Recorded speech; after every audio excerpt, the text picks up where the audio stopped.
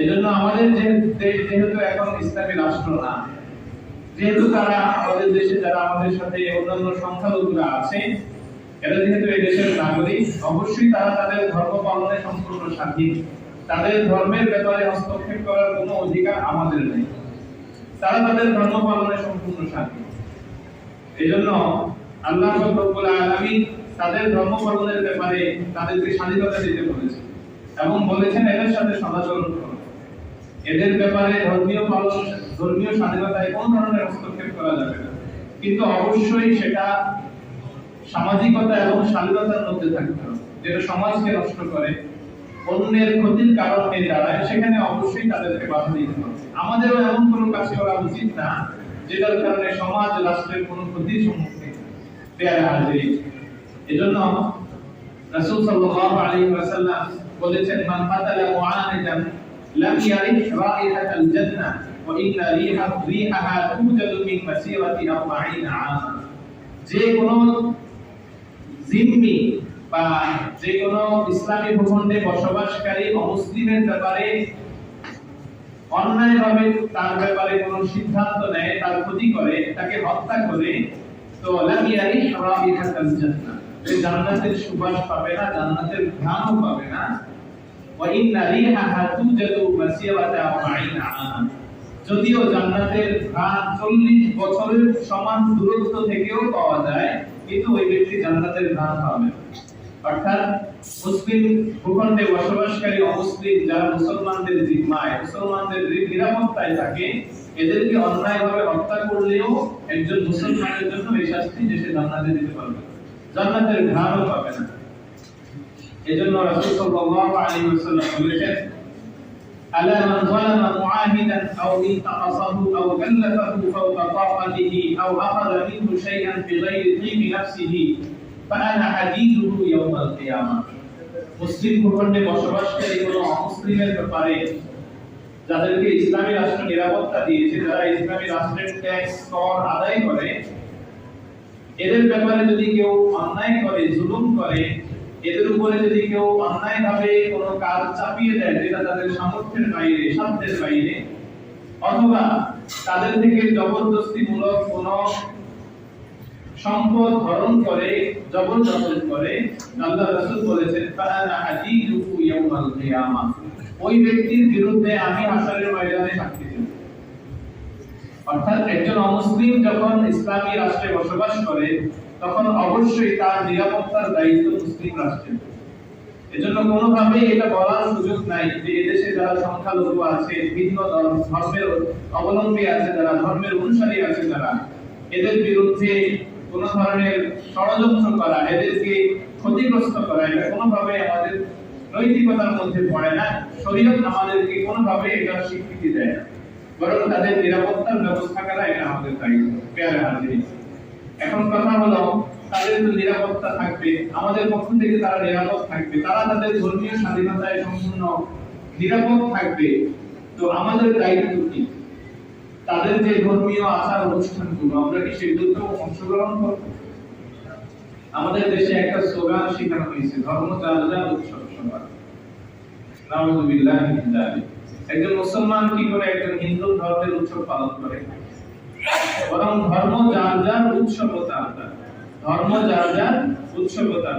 রাসূল সাল্লাল্লাহু আলাইহি ওয়াসাল্লাম যখন মদিনায় আসলেন, তখন দেখলেন মদিনার মানুষরা দুইটা দিনকে খুব ঘটা করে উদযাপন করে। তারা সেই দিনগুলোতে খেলাধুলায়, খেলতামাশায় লিপ্ত হয়। আল্লাহ রাসূল জিজ্ঞেস করলেন, এই দিন কিসের দিন?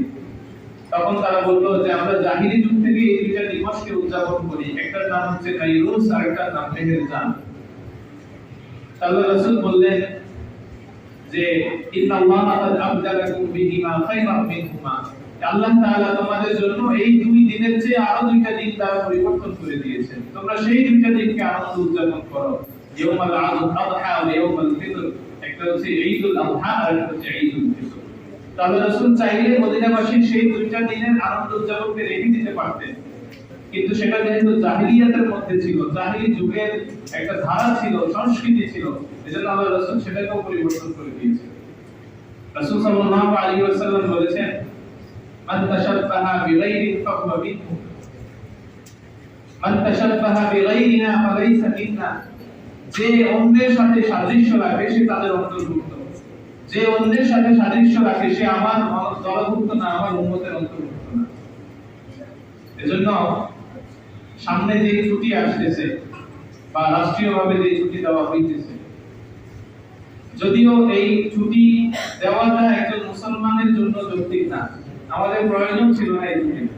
তারা তাদের ধর্ম অনুষ্ঠান হিসেবে তাদের ছুটি দিবস থাকা উচিত ছিল, কিন্তু যেহেতু সামগ্রিকভাবে ছুটি হচ্ছে, এজন্য আমাদের দেশের মুসলমানের সন্তানেরাও এই পূজায় বিভিন্ন হিন্দুদের উদযাপনে অনুষ্ঠানে তারা অংশগ্রহণ করে।